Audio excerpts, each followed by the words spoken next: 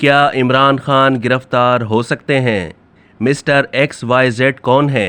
ख्वाजा आसिफ का तहलका खैज बयान। वफाकी वज़ीर दिफा ख्वाजा मोहम्मद आसिफ का कहना है कि पार्लियामेंट हमला केस में इमरान खान गिरफ्तार हो सकते हैं। आइन शिकनी के मुकदमात बनाए हैं या नहीं, इसका फैसला पार्लियामेंट करेगी। इमरान खान अपना तवाज़ुन हर लिहाज से खो चुके हैं।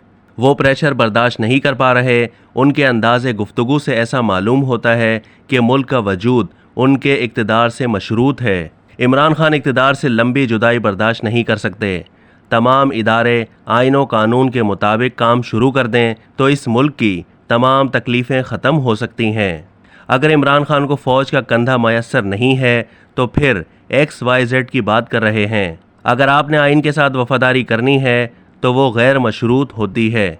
अब तक के लिए इतना ही। मज़ीद मालूमात के लिए डेली जंग के YouTube चैनल को सब्सक्राइब कीजिए और फेसबुक के पेज को भी लाइक कीजिए।